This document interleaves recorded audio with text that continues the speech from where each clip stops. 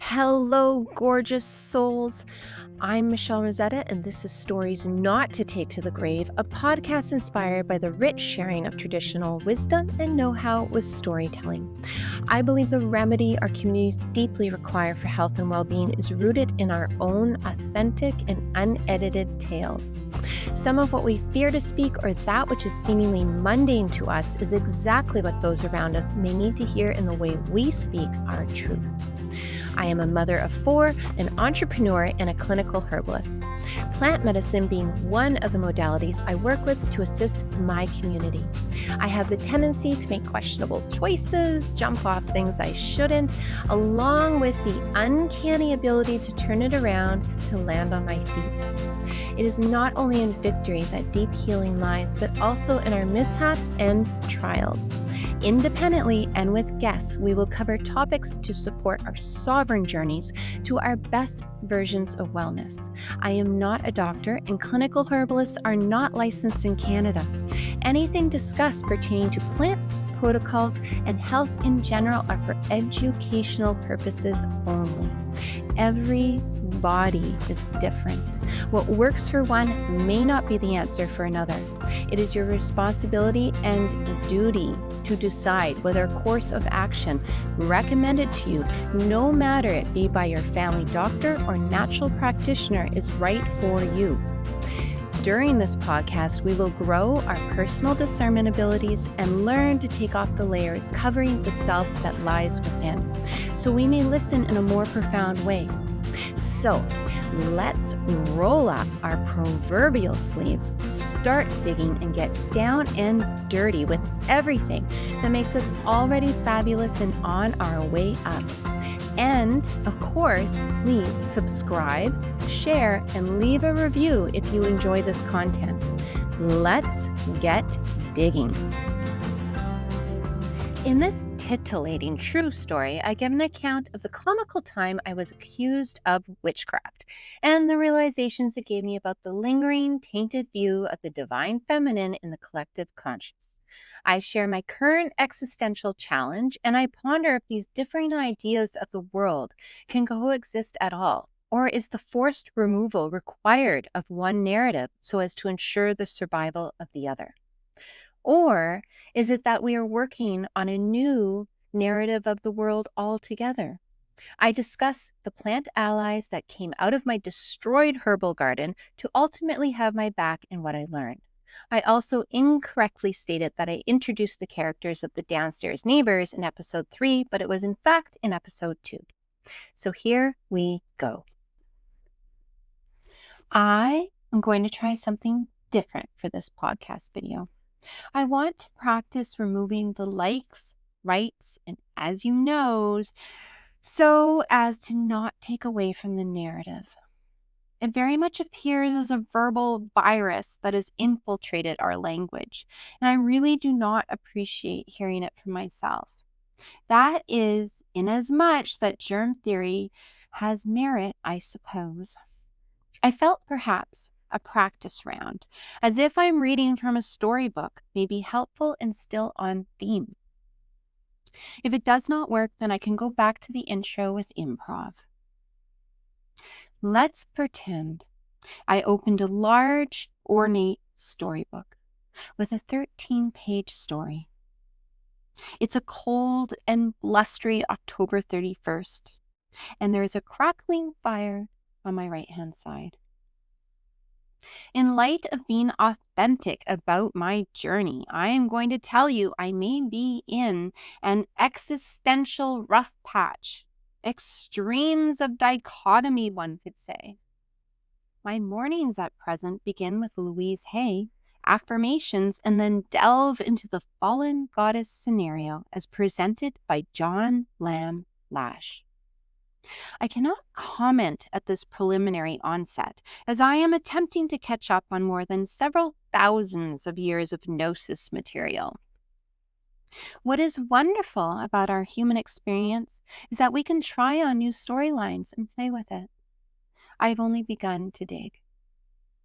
These two narratives in my day may seem a bipolar paradox of information. Or is there any reconciliation? Is it really mind versus body? Can there be common ground found in the act of sovereignty and self-love? And I realize to all the adepts in the world, I must seem so pedestrian and wayward.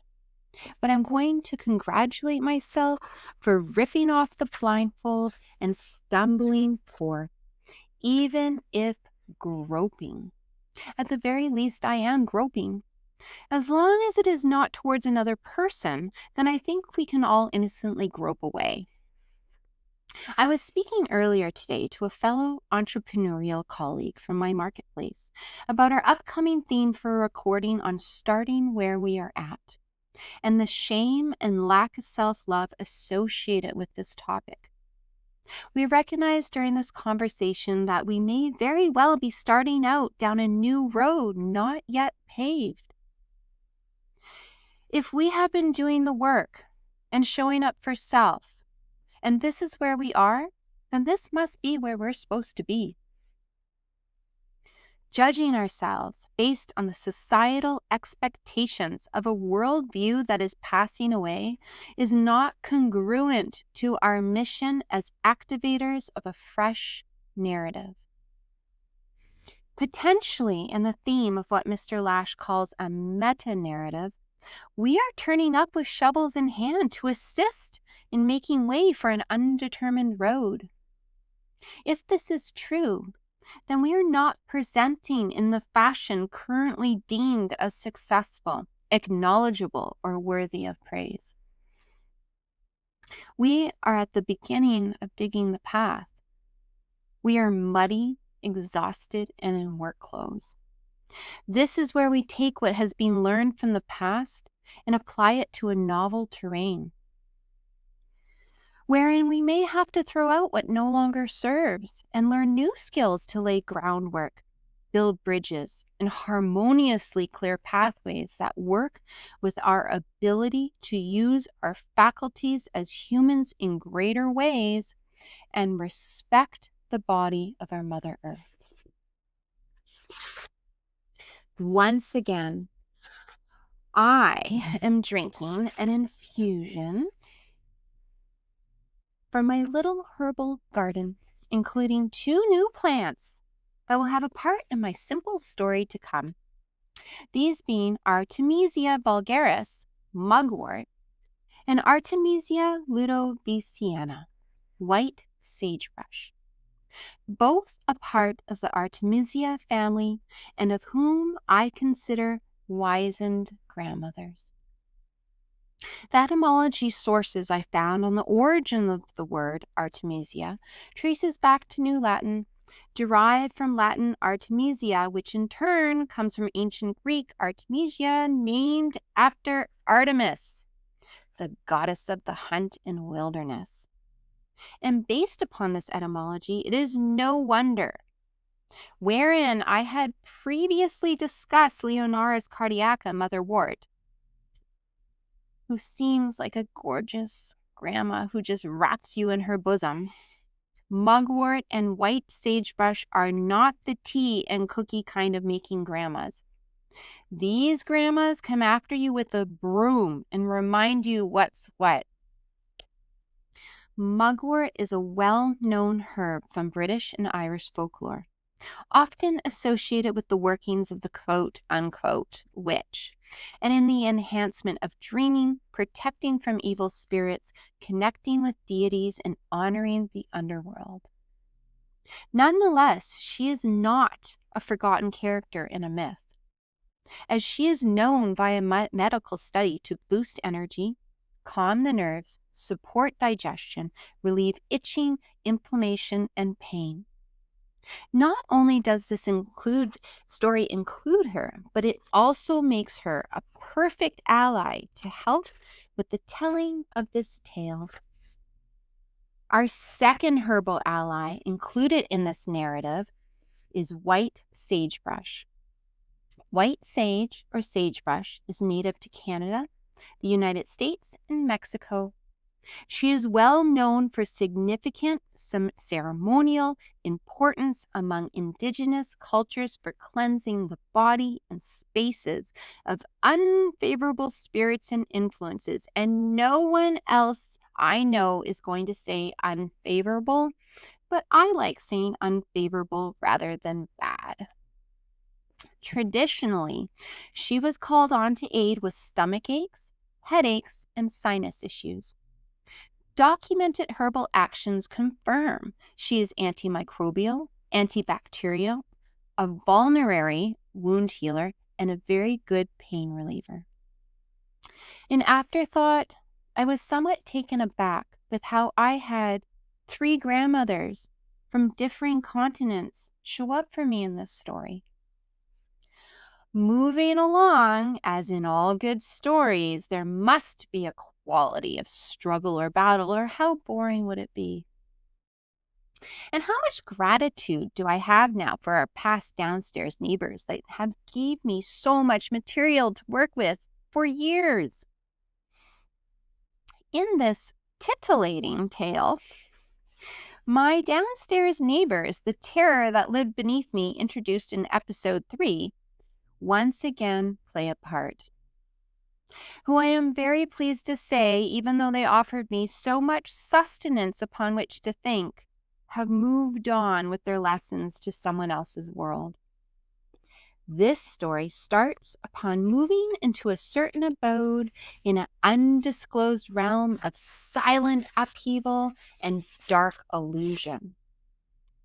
On signing the lease, I was afforded the opportunity to plant whatever herbs I cared for in a thin, overgrown, and unnourished walkway garden bed. When the downstairs neighbors, who moved in relatively at the same time but slightly after, saw the sprouting of my herbs and the soil turn, it created a mass amount of volatility. Looking back, I should not have put in a rose bush with pricks. But with my own children, I felt it offered the lesson that there are certain beautiful things to look at, but must be handled with respect. I did not think about how our neighbor would perceive this. I also did not realize that the landlady may not have communicated that she had offered up this plot of land for a herbal garden. Here begins the battle. I was happy that my herbs had begun to make roots and turn green. However, I started to notice that the roses had plucked petals and disturbed dirt. I figured it was animals because I never had the forethought that anyone would want to hurt plants. Then I noticed herbs that had seemed happy and growing began to look as if they were struggling and stomped on. At this point, I still had no idea about the situation in which I had moved. The next day, I saw the downstairs neighbor with her son, who was about 2 years old, and a little white dog stomping through the herbs.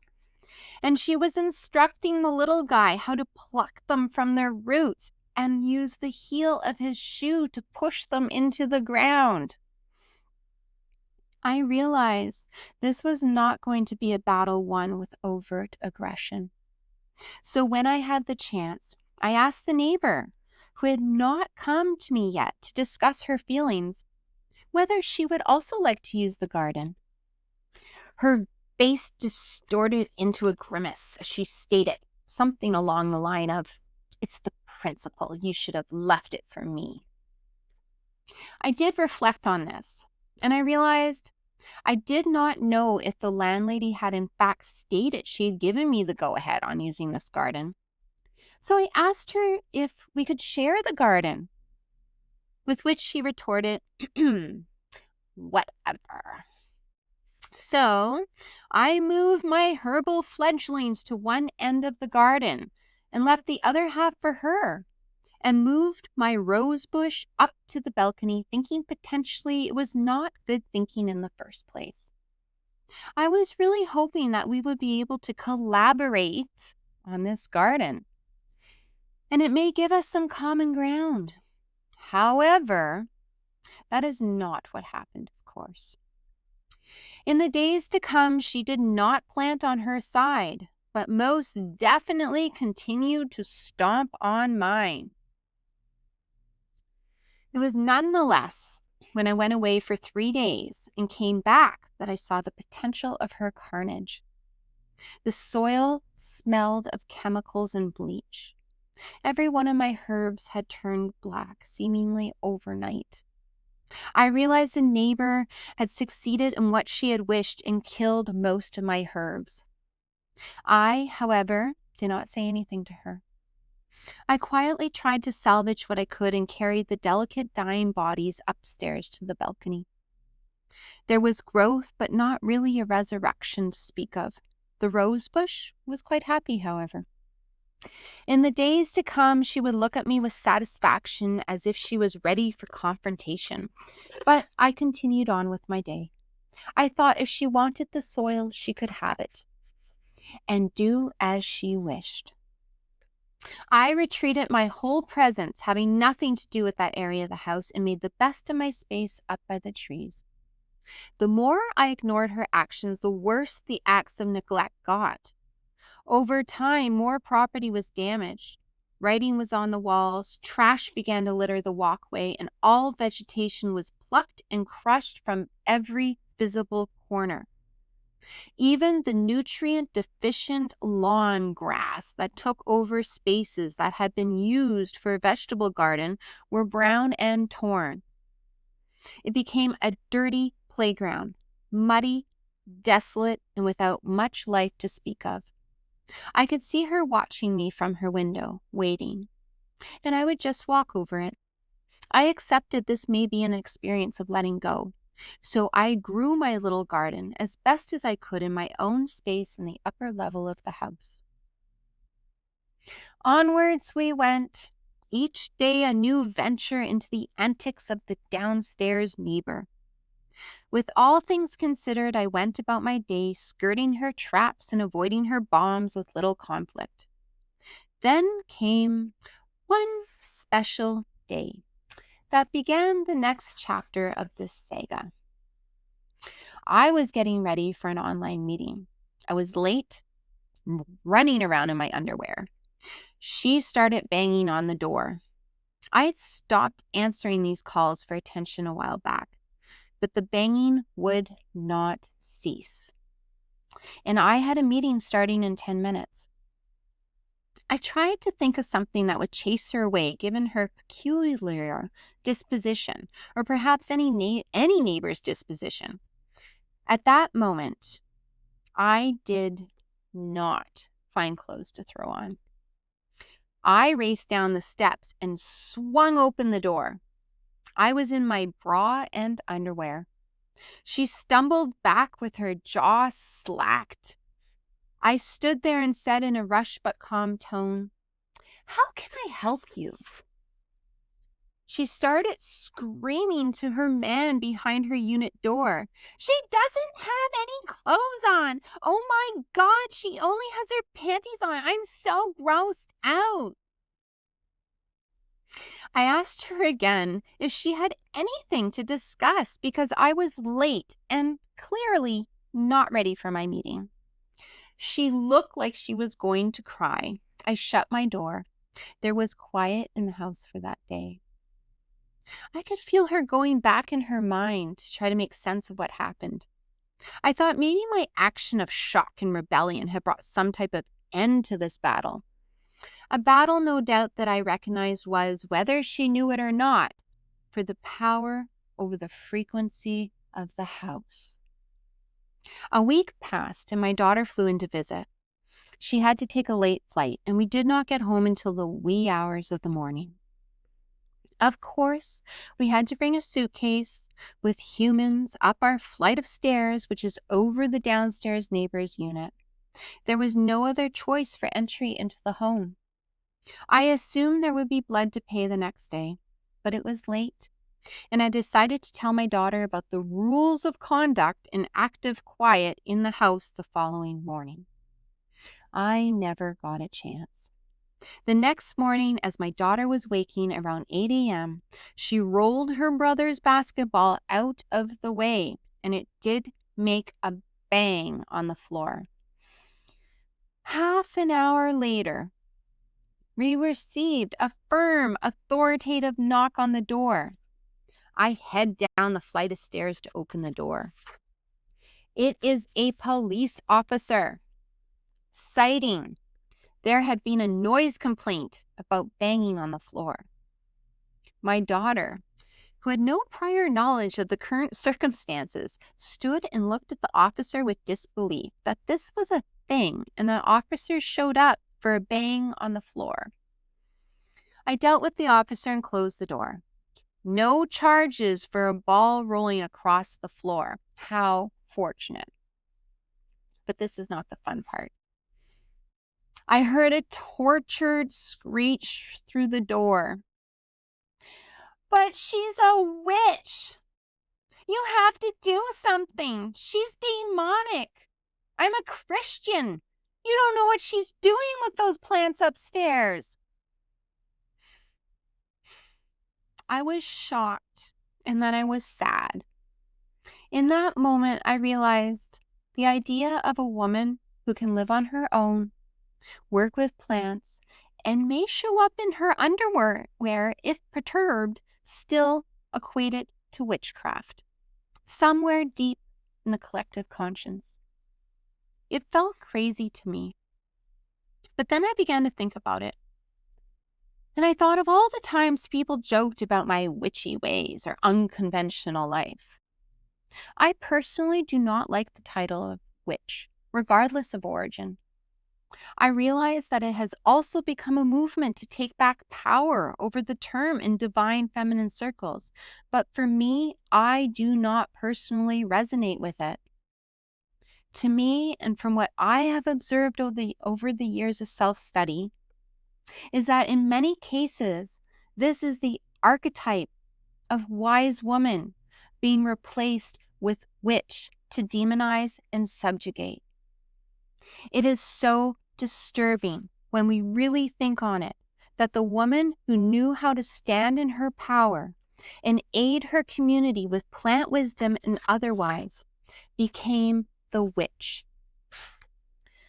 Not only to be shunned and assaulted by the authorities, but by the community she once served.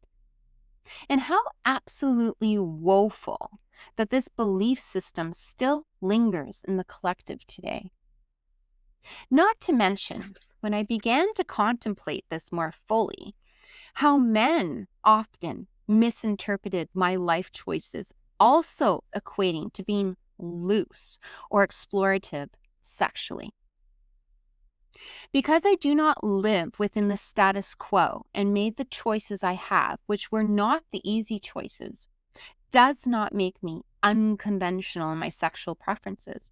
And that is not to say anything is bad in regards to sexual preferences, but to assume this because of the fact that I had no other choice but to choose an independent path outside of the status quo or what is considered socially acceptable, because it was the best and most effective path for me to fulfill my human priorities and tasks, is equally regretful and part of the witch saga.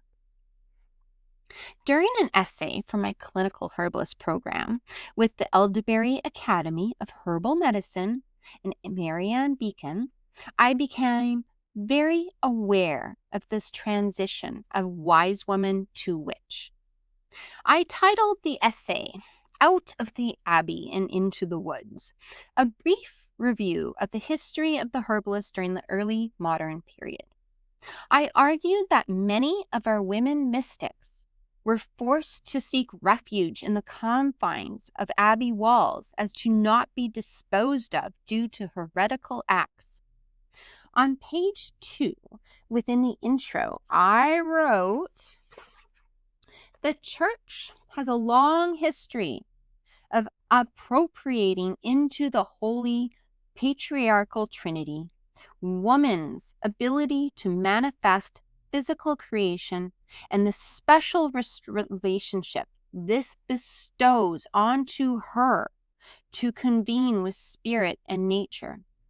This is not to exclude men from herbal work, but a study of the history of herbalism cannot be separated from the study of a lost and perverted human history, sexual violence, fear of female power, and those who wish to claim ownership of the divine in both spirit and physical realms, therefore claiming power over the subjugated masses.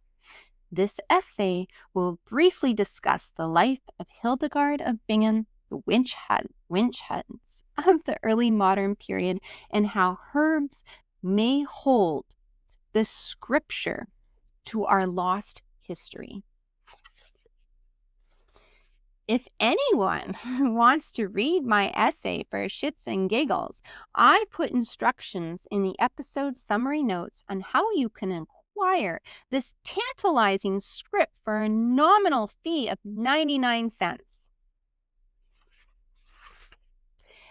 And then I wondered, how many times in how many lives have I met this woman prior that she rallied the authorities to burn me? However, this particular story in this particular time did not end this way. What did come about was the downstairs neighbors' eventual forced leave of the house, along with that following spring, rising from the desolate dirt and destruction left behind, small green sproutings from the underworld beneath. I thought nothing could survive such violent butchery, but one by one the green tops of unfurling budding heads and spikes began to present themselves. At first they were all over the place. I did not plant these herbs new. They were growing of their own volition. I began to document and identify each, so as I could create organization again in the garden and work with the medicines easily.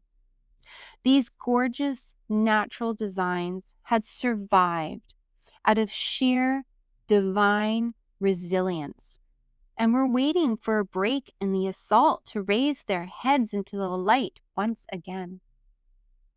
The way they grew, it made me realize that they were never not going to grow.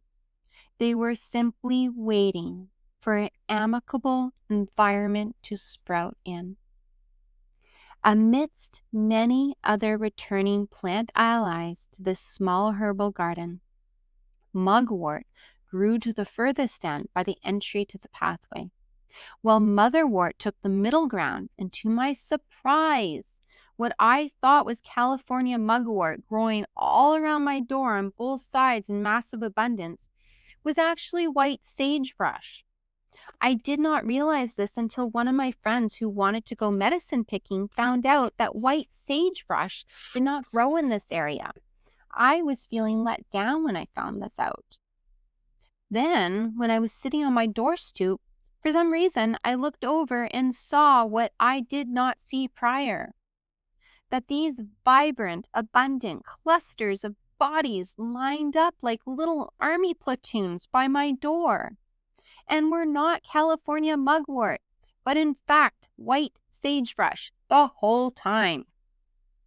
I was struck with the deepest awe and gratitude. There are all types of ways of looking at our relationship with and symbolism of our plant communities. But to me, these are my three grandmothers reminding me they had my back and my door all along. And that's my story.